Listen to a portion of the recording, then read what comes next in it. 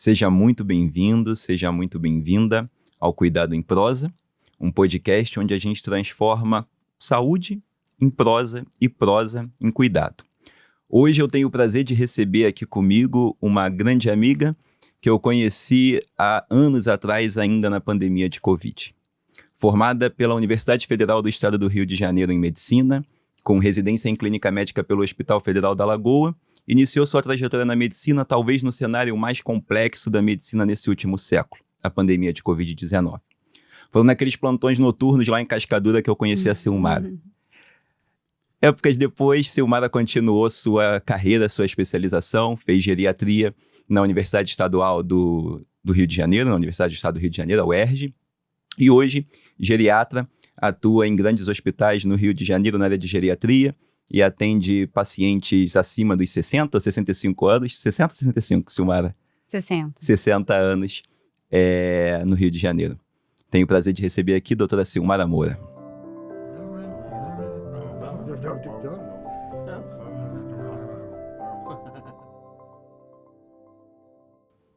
Oi, prazer, gente. O Matheus já foi bem apresentativo aí. E, assim, a gente atende paciente acima de 60 anos, só para complementar, mas a gente já começa o gerenciamento do envelhecimento antes dos 60. Então, assim, pacientes perto ali da idade idosa, assim, cronológica que a gente vê durante o dia a dia, a gente também atende também, tá? Um pouquinho ali perto de 60, a gente já tá atendendo. É como se fosse um pré, né? É como um pré, a gente, gerenciamento do envelhecimento a gente começa antes. Então, é isso, 60 anos é só porque é um corte baseado pela OMS da idade, tá? Mas é justamente isso mesmo que o Matheus falou.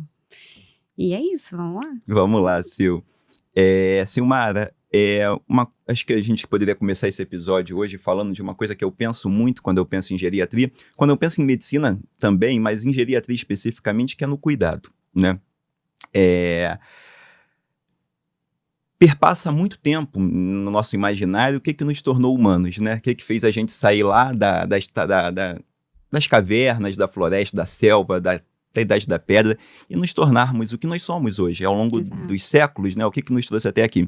E tem uma frase, que é uma frase apócrifa, que é dita, né? Que é atribuída a Margaret Mead, uma antropóloga, que ela diz que o primeiro sinal de civilização, na verdade, seria um fêmur calcificado. Porque se um fêmur calcifica, alguém cuidou, né? Exatamente. E essa pessoa, ela conseguiu superar ali naquele momento na selva, digamos, né? Ela conseguiu superar uma doença que é incapacitante se você não tiver cuidado, né? E aí, há pouco tempo atrás, agora nas cavernas de Shanidar, onde hoje é o Iraque, foram encontrados fósseis, né? Que mostravam pessoas com fraturas nos membros, com cegueira, provavelmente perda auditiva também, e que chegaram aos seus 50, 60 anos, né? Mostrando que, de alguma forma, o que foi atribuído a ela, né? A longevidade chegou e alguém cuidou, né? Com certeza. O que é o cuidado, Silmara, para o geriatra? O que é o cuidado para você, para a medicina? Qual a importância dessa rede? Então, cuidado é um conceito muito subjetivo, né? A gente vai olhar o cuidado de forma muito ampla e sempre individualizando, porque o cuidado que é para mim pode ser diferente do outro para o outro. Mas o que é cuidado, assim, no geral, que a gente sempre tenta trabalhar em saúde, principalmente? Sempre promover, né, o envelhecimento, ou alguma coisa, medidas preventivas, fazer o tratamento se tiver uma doença, o cuidado de alguma forma. Mas ele é muito amplo e muito subjetivo, e isso vai mudando conforme, como você disse, ao longo da vida. Desde o nascimento existe uma forma de cuidado, e conforme a gente vai passando as etapas da vida, a gente também vai cuidando. E o cuidado, ele nada mais é do que você individualizar e ver o indivíduo como um todo. A gente não vai ver somente a cegueira, a doença, a gente vai ver o indivíduo, como uma pessoa. Então, cuidado, ele passa mais do que só você tratar a doença, alguma coisa. A gente vai individualizar aquilo, a gente vai ver o indivíduo como um todo. Então, a gente vai aplicar medidas preventivas, a gente vai fazer tudo que promova saúde e longevidade, né? Para chegar igual, por exemplo, nos fósseis, por exemplo, que foram lá atrás, para a gente promover, tipo, uma longevidade e um envelhecimento saudável. Então, assim, cuidado, ele é muito individualizado. Você vai ver o paciente e vai individualizar o que faz sentido para ele e traçar um plano terapêutico a partir daquilo. Então, assim, é muito difícil você falar sobre isso, que é igual o conceito de saúde que a OMS coloca pra gente, é muito engessado. Então, cuidado é a mesma coisa. Então, o que é cuidado para mim pode ser diferente para o outro. Então, as expectativas são diferentes e a gente vai alinhando. Mas cuidado nada mais é que olhar o indivíduo como todo e tratar ele de forma singular. Entendi. Então, assim, pra gente e pra medicina, Pra né? gente, pra medicina, sim. E uma coisa que eu acho interessante, Silmara, que você falou do cuidado, e uma coisa que eu acho interessante na especialidade que a gente está conversando hoje, né, que você é geriatra, é que o cuidado no paciente geriátrico, ele tem algumas particularidades, porque, por exemplo, para o pediatra, lidar com a morte, lidar com o óbito, não é bem longe da expectativa de um pediatra. Fisiológico, Né? É bem longe da expectativa de um obstetra, por exemplo, ter uma complicação e a gestante a óbito, né? Enfim, aquelas que a gente diz as tragédias da especialidade, né? Na geriatria é diferente. Sim. Né? O esperado é que o seu paciente, no final, né, que você cuide dele, inclusive nesse momento. Exatamente. E que no final ele vai evoluir porque é o ciclo natural. Né? E como entregar e como perceber também, enquanto profissional, essa limitação no sentido do que a gente muitas vezes associa à medicina, como curar, e saber um momento que não, esse paciente agora, o cuidado dele mudou, agora o cuidado dele é sobre exatamente. Como morrer né, e como a família vai lidar com isso. Não, isso é um questionamento clássico, assim, de consultório, e que aparece muito, porque quando você dá um diagnóstico de uma doença, principalmente quando chega um quadro de demência, vou dar exemplo de um diagnóstico recente que eu fiz de uma doença de Alzheimer. A família ficou meio assim, tipo, foi meio inesperado, foi durante uma internação prolongada, tudo isso. E quando você dá o diagnóstico, você tem que fazer a família entender, porque é uma doença neurodegenerativa, como que vai ser esse final se nada acontecer no meio do caminho. Tipo, se não tiver um infarto, um AVC, alguma coisa que acelere um câncer, alguma coisa que acelere o óbito daquele paciente, né? Mas assim, a gente precisa explicar como é que é a fase, porque é uma doença ainda que não tem cura, é neurodegenerativa, né? E que a fase final é justamente o óbito. E quando a gente tem doenças muito graves, mesmo não sendo a demência, também é assim. Então, assim, a gente lida muito com a morte o tempo todo. E pra gente identificar isso, às vezes é um pouco difícil, porque às vezes a gente pega o paciente saudável, a gente vê o declínio cognitivo ou o declínio funcional ao longo do acompanhamento, e no final a gente sabe que a única certeza que a gente tem na vida é que o paciente pode vir a óbito. Então, o que a gente tenta fazer? A gente tenta individualizar sempre o tratamento e sempre conversar com a família, porque a família também faz parte do tratamento. Então, a gente precisa deixar muito claro e alinhar expectativas. Alinhar expectativa no sentido de como que vai ser esse processo, alinhar a expectativa do nosso limite também como médico, porque a medicina existe um limite. Tem gente que acha que a gente precisa fazer medida heróica para tudo, e não necessariamente medida heróica é o cuidado que a gente quer ter tanto da dignidade, né? E a família chamar essa responsabilidade, participar do tratamento, faz parte de um plano também terapêutico mesmo para o paciente e para a família. Porque, assim, você jogar uma carga da família só sobre a doença e falar que a doença funciona dessa forma, é muito fácil para o geriatra. Tipo, você tira sua responsabilidade, medicaliza lá e trata como qualquer coisa.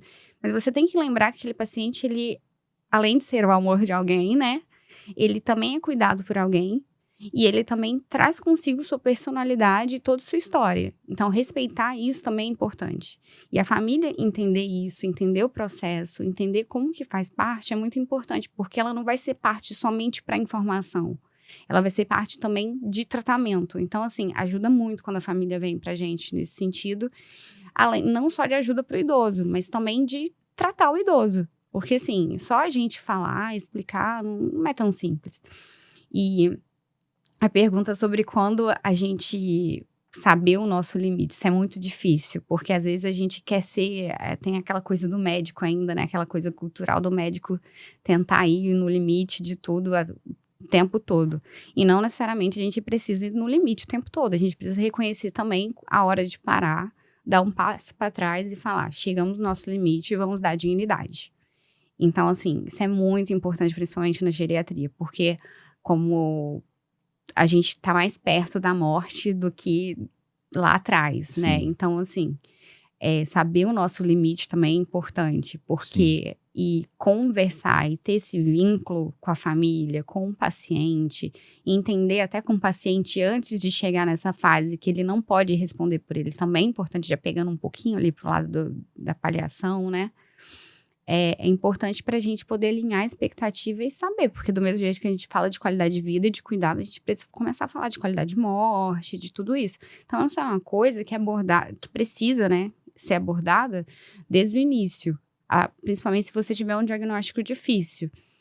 E isso me remete muito a uma família recente, assim, que estava muito angustiada com o diagnóstico e que a gente conseguiu alinhar e que hoje está tudo bem, sabe? Sim. Dentro do possível, mas está tudo bem. Sim. E tá todo mundo alinhado, falando a mesma língua, participando e sendo até mais cuidadoso com essa paciente idosa. E cuidando mais, ela está ótimo, o que me enche de orgulho quando eu vejo o paciente ficando bem. E a família participando, porque é justamente isso, sabe? Faz parte do tratamento, a família tá junto também. Sim. Nessas horas até une, é uma coisa muito legal da gente ver. A família, nesse processo, ela é peça, então, fundamental para que esse idoso ele consiga viver, digamos, essa fase da vida de forma plena. Exatamente. Né? Que a gente consiga, então, ao mesmo tempo preservar a autonomia, mas com segurança. Exatamente. Né? Entender até onde dá para ele fazer, para ele continuar, e o momento talvez que você tenha que chegar para a família e falar assim, olha, estamos no limite, vamos agora, não dá mais para sair de casa sozinho, tem sempre que ser com alguém, não dá mais para ir na padaria e, né, e não tá acompanhado. Então, ter o acompanhamento do geriatra, né, ter essa figura ali que vai guiar, né, de certa forma, e seguir como um apoio, servir como um apoio para a família entender esse processo, né? Eu acho que é uma novidade do ponto de vista cultural a gente falar de tantos idosos. Né? Exato, até porque daqui 2030 o Brasil vai ter a 5ª população mais velha do mundo. Exatamente. Então, assim, 2030 é o quê? É agora. É agora. 2030 é hoje, Exato. né? Exato. Então, é isso. Isso é muito interessante porque a gente vai aprendendo. Eu lembro que quando eu era mais novo, eu entrava numa fila e tinha, assim, prioridade, 65 anos.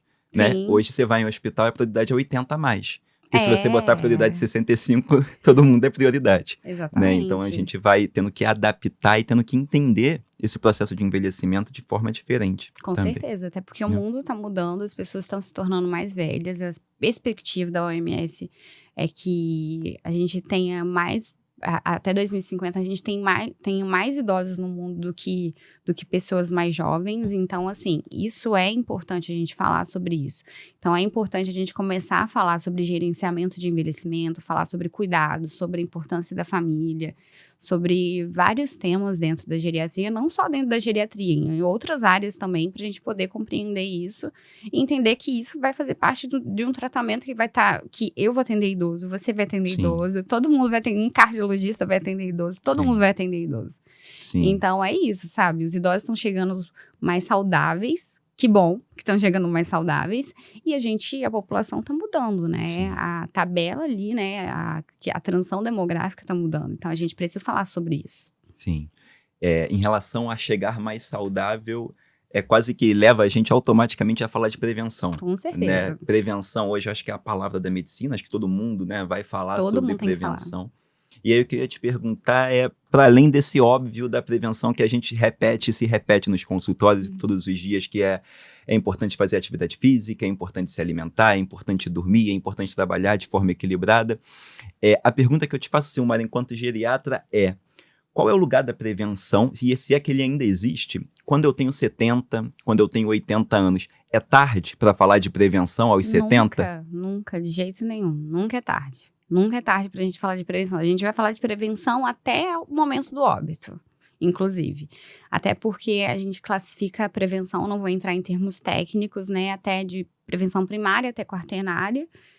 E a gente sempre deve falar de prevenção, inclusive no momento que o paciente estiver indo a óbito. Então, assim, a gente precisa sempre falar o feijão com arroz, né? Tipo, orientar mudança de estilo de vida, um estilo de vida mais saudável, alimentação, sono, manejo de estresse. Tem a questão da Blue Zone, que virou uma coisa que todo mundo quis usar como exemplo, mas a gente não, assim, particularmente, romantizar, porque são ilhas específicas, com uma vida e valores diferentes. São coisas bem assim que a gente tem que relativizar, a gente tem que, obviamente, se espelhar naquilo, mas adaptar dentro da sua realidade. Então, prevenção a gente vai falar sempre. Por quê? Não é só a questão da mudança do estilo de vida, fazer atividade física, comer bem, manejo de estresse, que é muito difícil, manejo do sono. A gente tem os pilares do envelhecimento saudável, por exemplo. Então, conexão social, por exemplo, estímulo cognitivo, isso é uma forma de prevenção também. Então, isso não vai parar nem que o paciente tenha um diagnóstico seja de demência ou de uma insuficiência cardíaca grave, alguma coisa assim. Ou ser um paciente mais frágil. Hoje eu recebi uma foto de uma idosa de 90 anos na academia. Então, assim, a gente vai parar de falar porque ela tem 90 anos. 90 anos é somente uma idade cronológica. É óbvio que a gente vai relativizar a prevenção porque a gente vai olhando se o paciente é frágil, se ele é robusto, se ele é pré-frágil. A gente tem algumas escalas que a gente utiliza. E a gente vai adaptando isso conforme isso vai mudando ao longo do tempo. Mas desfazer de prevenção nunca. Vai ser o primeiro pilar, antes de medicalizar o paciente, vai ser prevenção. Seja ela, tipo, uma vacinação, higiene do sono, conexão social, tipo, você ter vínculo afetivo, isso protege também. Atividade física, alimentação saudável, manejo do sono, tudo isso. Tudo isso é prevenção. E isso a gente vai fazer sempre antes de medicamento, porque o geriatra também não gosta de medicalizar muito, não. Então, a gente prefere falar sobre prevenção até o final da vida, até onde fizer sentido. Sim, entendi. Então, continuando assim nessa prevenção, vou te fazer uma pergunta agora que eu acho que é difícil, não sei se você vai querer responder. Talvez. Tem muita... Quando a gente fala em prevenção, né, a gente que é médico e a gente entra no discurso de que a gente tem quase que uma lista na cabeça de 5, 7, 10 áreas da vida que a gente precisa organizar para a gente prevenir, né? Sim. Então, é alimentação, é social, é o sono, é o estresse, tudo isso. Dá para a gente dizer 3 áreas, assim, que a gente poderia priorizar em detrimento das outras, assim? Ou não? Ou é tudo ou é tudo ou não é nada? Como é que funciona essa questão da redução de danos? Dá pra gente priorizar, sim. Até porque, como a gente falou, todo cuidado é individualizado. E cada paciente é único e cada paciente tem uma realidade diferente do que outro. Então, assim, a gente vai falar sobre prevenção, mas a gente sempre vai tratar de forma singular. Não adianta a gente falar de prevenção para um paciente que é cadeirante e falar, você tem que fazer isso, isso e isso, sabe? Tem que subir escada porque não dá para subir não sei o quê. A gente vai adaptar para a realidade de cada um. Então, assim, não tem um certo e um errado. A gente vai falar o que é possível.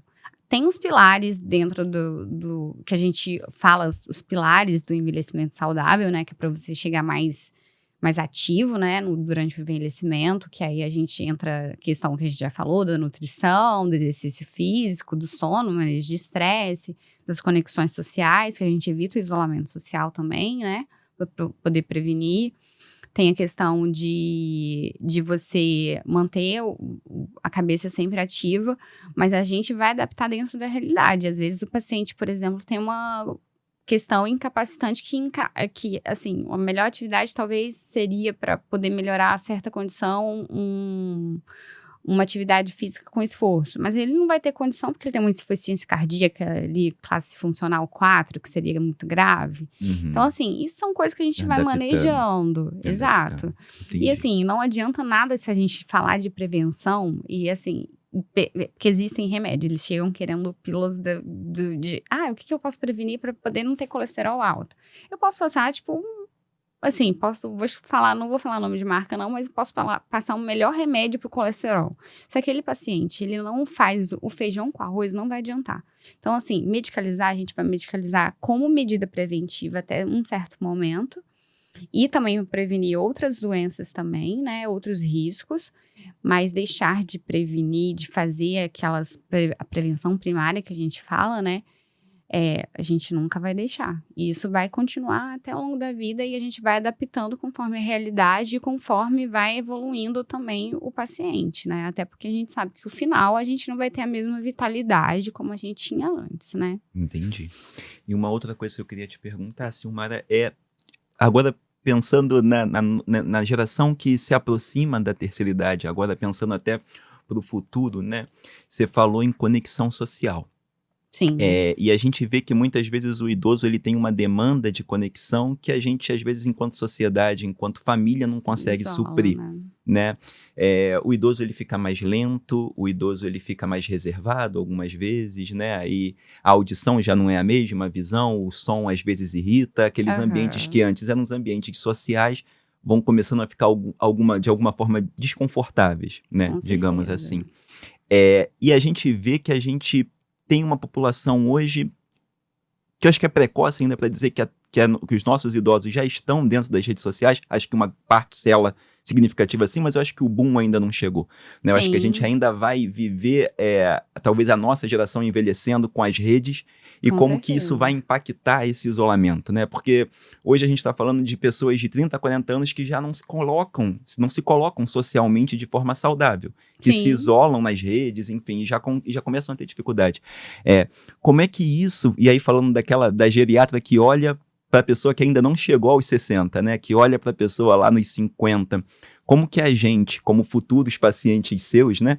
A gente tem que entender esse processo de envelhecimento, a importância disso e desde agora, né? Não é esperar fazer 50 anos para a gente começar a se preocupar com essas questões.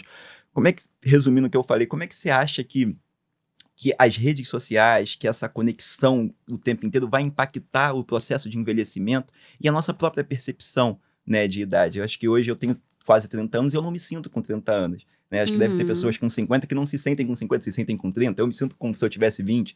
Enfim, assim sucessivamente. Acho que a nossa linha cronológica está mudando. Com certeza. Da forma que a gente percebe o próprio envelhecimento, né? Que falando sobre isolamento, né, principalmente. Isolamento social é uma coisa que a gente não indica nem para o paciente com quadro demencial. Tipo, é uma coisa que... Isso foi uma pergunta, inclusive, de consultório de um familiar. Tipo, como é que eu devo lidar com minha mãe com demência agora, sendo que ela era super ativa e ela fazia atividade física, viajava, fazia... Eu tô assim, continua do mesmo jeito, supervisionada, mas vai continuar. Isolamento social é uma coisa que a gente nunca vai indicar. Até porque o diagnóstico de alguma doença não é uma sentença de prisão. Tá, mas aí como vamos fazer? A gente vai se adaptar. A gente vai dar um jeito. A gente vai aqui bolar um plano, mas a gente não vai indicar o isolamento. A rede social, ela foi um divisor de águas, porque ela facilitou muita coisa, mas ela também veio como um problema. Então, a gente precisa também dar uma certa, controle, porque vem com muita informação, muitas fake news também, e que a gente precisa tentar, dar uma relativizada em relação a algumas coisas, por exemplo, uma filtrada. E tem essa questão do isolamento, né? Porque você fica o tempo todo ali na rede social e você acaba esquecendo dos vínculos que são a base. Então, quando a gente fala de conexão social como um fator preventivo, a gente não está falando de rede social. A gente está falando de você sair de casa, você aproveitar a sua família, seus amigos, você ir no seu trabalho com prazer, fazer o que você gosta, fazer uma viagem que seja, conhecer pessoas novas, porque isso também vai ser, por exemplo, um estímulo cognitivo. Você vai estar, criando um vínculo com outra pessoa, você vai estar planejando, você planeja até o que você vai falar.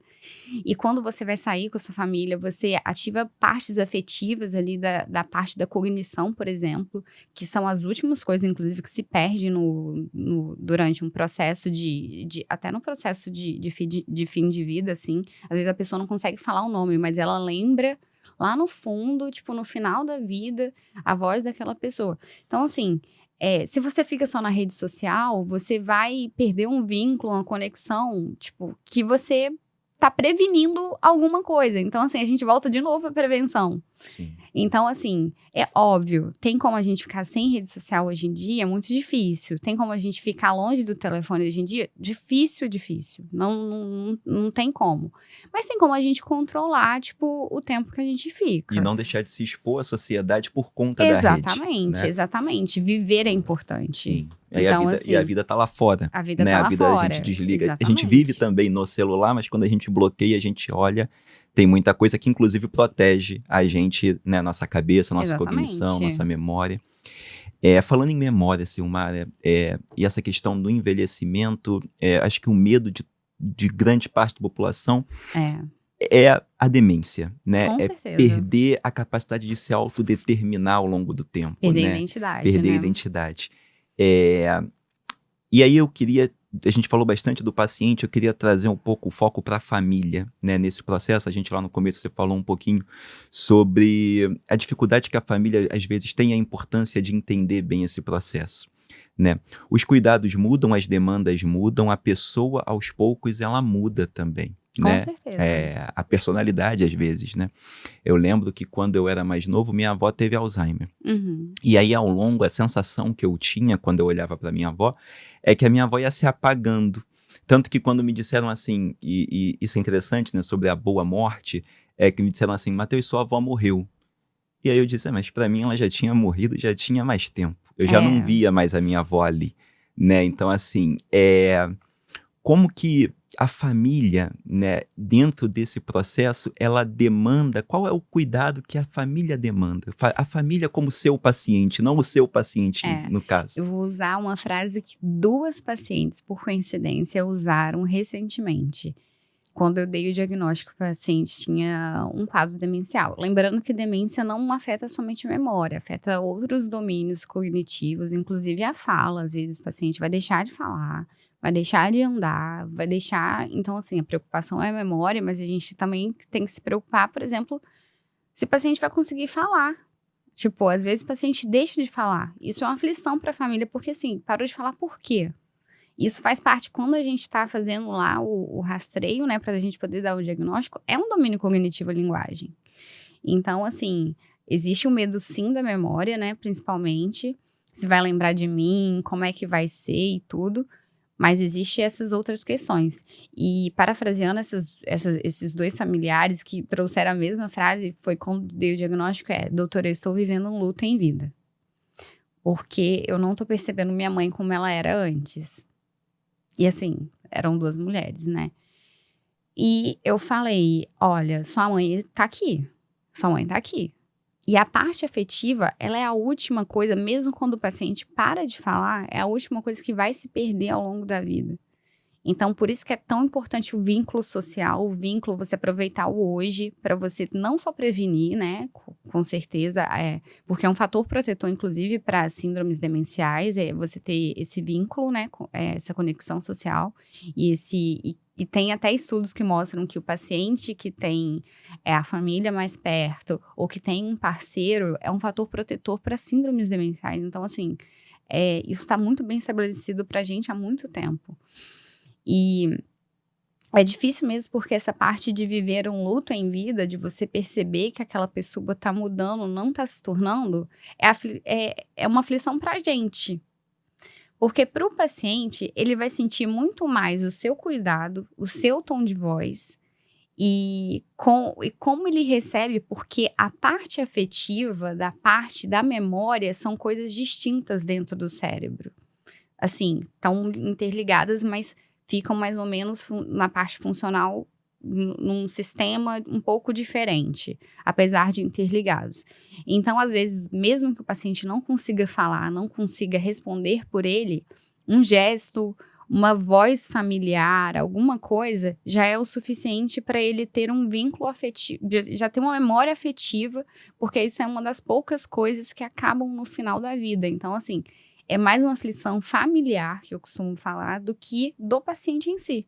Porque se você estiver cuidando com afeto, com carinho, tratando aquilo de forma não normal, né? Porque não tem como normalizar, mas se adaptar àquilo é muito melhor, e você vai estar fazendo muito melhor para o paciente do que você simplesmente, tipo, tô perdendo minha mãe. Não, ela tá ali. É mudar a forma como a gente enxerga, né? Exatamente. Eu acho que isso que você falou é uma coisa interessante que me fez pensar.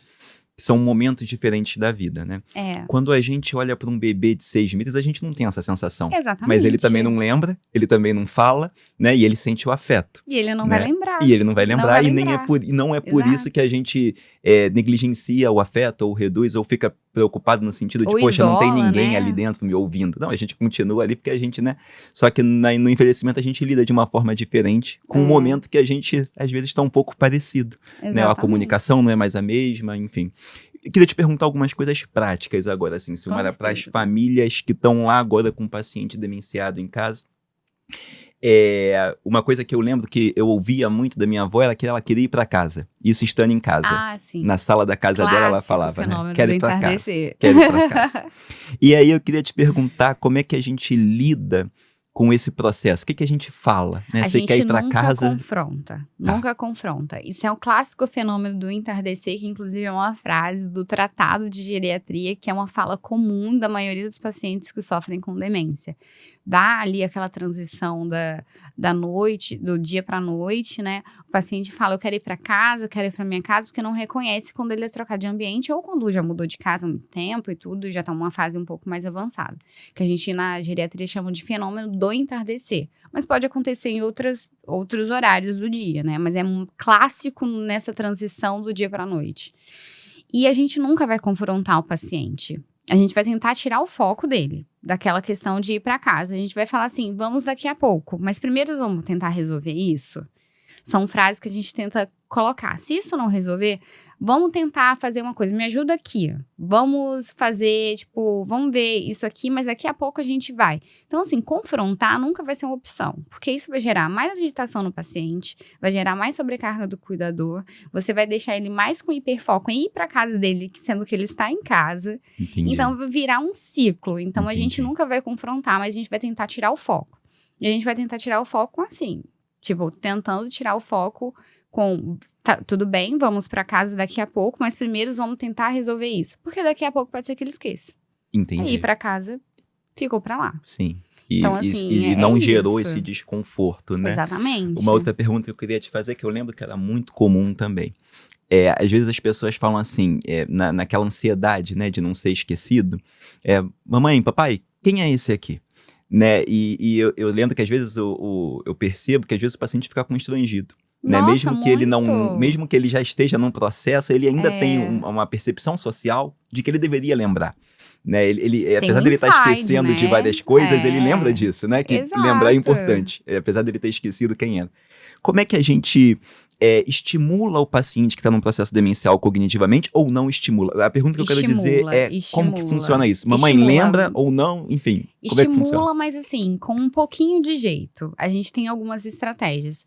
Usar essa frase, você lembra de fulano de tal? É muito ruim porque você gera um constrangimento pro idoso. Isso pode gerar, inclusive, agitação, depressão, deixar ele mais choroso. Porque ele vai ter, no fundo, que ele tinha que lembrar, mas ele não tá conseguindo. Então, você gera um sofrimento pro idoso. Então, assim, além de constranger, também você gera um sofrimento psíquico, porque ele fica com aquela coisa, meu Deus, eu não tô lembrando. Tem um certo insight, isso, principalmente para as fases iniciais. Mas você, é óbvio que você vai tentar estimular a parte da memória, principalmente de nome. Tem um teste cognitivo que eu mandei para uma paciente específica nesses dias, que é um teste de memorização de nomes. Onde você coloca a foto, você consegue, tem um livro de estímulos cognitivos da USP, né?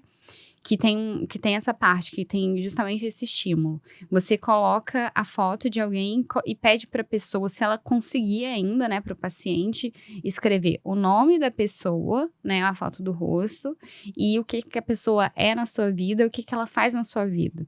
Então, assim, eu cheguei lá, tava bonitinho. Inclusive, tinha minha médica geriatra, que não sei o que, é ótima. Muito incrível. E, assim, é um teste é uma coisa que a gente estimula para não esquecer os nomes. Vai lembrar de todos? Não. Vai lembrar de todos os rostos? Porque vai mudar também. Às vezes a pessoa vai fazer alguma coisa diferente, muda o cabelo, muda alguma coisa, não vai lembrar. Mas você confrontar isso também vai gerar um sofrimento tão grande. Então, assim, são coisas que a gente tenta não fazer. Mas tem como a gente estimular de forma cognitiva essa parte da memorização dos nomes também. Então, assim, você perguntar de forma incisiva é errado, mas você estimular de forma cognitiva, né? Fazer um estímulo cognitivo para a memorização do nome tá correto. E isso vai melhorando, vai deixando o paciente um pouco mais livre, mais aberto, mais tranquilo, não gerar sofrimento, que é o principal, né? Isso. É bom a gente saber dessas coisas, né? Porque às vezes a gente, no receio de não constranger, eu mesmo, às vezes eu evito até perguntar, né? E é bom saber como que funciona. Acho que a gente eu queria, pra gente começar aqui a encerrar, eu queria te fazer uma pergunta, Silmara, agora sobre o cuidado de uma forma geral, voltando um pouquinho lá pro nosso começo. A gente sabe que cuidar é muito importante, que o afeto é muito importante, e que no Brasil e no mundo, né, o cuidado, de certa forma, culturalmente, socialmente, economicamente, acaba se tornando uma atribuição muito mais feminina do que masculina. Né, a gente tem mulheres que são mães, mulheres que cuidam das suas mães, dos seus pais, né, filhas que cuidam dos seus pais. E chega um momento em que a vida hoje exige dessas pessoas que cuidam, e aí eu não estou falando só de mulheres, mas especialmente de mulheres, majoritariamente de mulheres que cuidam. E hoje as mulheres, elas não só cuidam, elas trabalham, né? Elas estudam, enfim, são várias atribuições que hoje a mulher ela precisa equilibrar muitas vezes na vida. Estafa de cuidador, fadiga do cuidado, isso existe? Você vê isso no consultório? E muito. Meu Deus, como existe? Tipo, dá vontade de criar um ambulatório só de sobrecarga do cuidador, porque a gente tem até uma classificação de Zarit que a gente usa na geriatria para a gente ver o grau de sobrecarga e o quanto aquilo afeta o cuidador, porque é marcado, assim, é o nosso calcanhar de Aquiles e é o difícil de manejar. Então, assim, óbvio, todo mundo quer cuidar com afeto, com carinho, mas nem sempre vai ser possível. Às vezes vai precisar de ajuda de terceiros. Então, assim, vai ter que precisar de um cuidador, mas aí você vai ter que olhar se a sua situação econômica permite isso. E desmistificar algumas coisas, por exemplo, você colocar hoje em dia um paciente idoso numa ILPI, que é a Instituição de Longa Permanência, às vezes para você ter menos sobrecarga e cuidar melhor, às vezes também é uma possibilidade. Posso estar sendo até um pouco polêmica aqui, porque o pessoal tem um negócio, vou colocar minha mãe no asilo, mas não é assim. A gente sabe que às vezes que quem está sobrecarregado não cuida tão bem quando está sobrecarregado. E não cuida tão bem nem dele, nem da pessoa que tem que cuidar. Sim. E a gente tem muitas instituições de longa permanência que são boas. Então, assim, é uma coisa que a gente precisa desmistificar primeiro essa parte. Mas é óbvio, todo mundo quer manter quem que você ama perto. Então, assim, você fazer o acompanhamento regular, você tentar manejar a parte comportamental, você tentar ter ajuda de terceiro, seja ele familiar ou de cuidador, se você tiver condição, é uma estratégia. E a gente tem tecnologias que pode dar até autonomia e independência para o cuidador, que não necessariamente você precisa de alguém 24 horas lá com ele. Para o cuidador, para o paciente, desculpa. Por exemplo, a gente tem AirTag, que a gente consegue monitorizar, a gente tem coisas de identificação, a gente consegue colocar câmeras na casa, deixar ele ter uma certa autonomia ali dentro do ambiente dele. Mas, lógico, se precisar sair para uma coisa, sempre tem que sair com alguém. Pensando no paciente com demência, né? Se o paciente for frágil, alguma coisa, também sair supervisionado. Mas se for aquele paciente robusto, mais pré-frágil, mas que você só tem uma preocupação, às vezes... Adaptar é o suficiente, né? Exatamente. Não é necessário que você... Acho que são fases, São né? fases. A gente vai se adaptando conforme a fase do paciente. Conforme a realidade também de cada um, né? Não dá para generalizar. Claro, Não, a gente vive num país diverso, onde a população tem acessos a possibilidades diferentes, né? Não tem como a gente falar de... Eu não gosto de usar a palavra terceirizar, porque eu acho que você não está terceirizando, porque o cuidado é seu. O cuidado é seu, você está trazendo uma pessoa, ou uma instituição, ou uma tecnologia para te auxiliar. Exato. Né? Isso que você falou, é uma forma de cuidado. Exatamente. Isso que você falou é uma coisa que que me faz pensar, Silmara, porque a gente se conheceu numa época de pandemia, de doença, de isolado, Covid, né? E a gente trabalhava muito e a gente teve um momento ali que, não sei se você, mas eu cheguei bem perto de surtar ali. Não, todos. Né? Nossa, quem Porque nunca? a gente, às vezes, naquele momento, né? Acho que durante 1, 2 anos, a gente esqueceu de se cuidar. Exato. Né? Então, assim, é isso que você falou. Quem não consegue estar bem para cuidar, vai cuidar mal. Exato. Né? E às vezes é importante entender que você não está abrindo mão, que você não está tendo menos afeto, menos carinho, Exatamente. porque você está procurando um suporte. Né? Exato. Suporte E se cuidar é importante para você Fundamental. cuidar de alguém. Não adianta você não se cuidar se você está sobrecarregado e cuidar de alguém. Você não vai cuidar bem dessa pessoa. Com certeza. Isso é clássico. Você não vai cuidar bem. Sim. Então, assim, às vezes você ter isso, como você falou, é isso. E isso serve para nós médicos também. A gente, às vezes, entra num loop de trabalho, de cuidado, de se doar o tempo todo. E a gente esquece da gente. A gente esquece que a gente tem família, a gente esquece que a gente tem saúde também para cuidar, a gente esquece de muita coisa, leva problema para casa. Isso também a gente precisa saber gerenciar. Então, assim, cuidar e autocuidado também é importante. Sim, fundamental. Silmara, eu vou te pedir, então, para a gente finalizar aqui, eu vou te pedir para, olhando para aquela câmera ali, passar uma mensagem para as famílias, para os seus pacientes, enfim, fazer um resumo do que a gente conversou aqui, do que você acha mais importante no processo de envelhecimento e sobre o cuidado de uma forma geral. Então, eu acho que a mensagem que fica no geral, que eu sempre falo isso para qualquer familiar, assim, em consulta, é que cuidar é importante desde que você entenda os seus limites. Prevenção é importante mais do que medicamento. Então, assim, a gente sempre vai tentar prevenir do que remediar, na verdade, porque a gente não quer isso. E você reconhecer o seu limite também é importante. E que a gente sempre vai ter que tratar de forma individualizada. A gente vai olhar você como um todo e entendendo sua singularidade, a gente vai adaptar aquilo para aquilo que seja o melhor para você, para o seu paciente, para a sua família, para qualquer pessoa, visando tanto o cuidado do paciente idoso, quanto de vocês também, que são a família, que também são importantes pra gente. Então, é isso. Sim. Muito obrigado, Silmara. Obrigada a você, Te agradeço Matheus. enormemente por ter estado aqui com a gente. Esse podcast é uma iniciativa da Amor e Cuidado Copacabana, uma empresa que é focada no cuidado de pessoas de uma forma geral, tendo como a maior parte do público população idosa. Mas nesse podcast a gente não vai falar da necessidade ou tentar te vender esse produto. Na verdade, a Silmara hoje trouxe as ILPIs, existem outras possibilidades, existem diversas possibilidades que vão se adaptar melhor para cada realidade, para cada família, para cada paciente.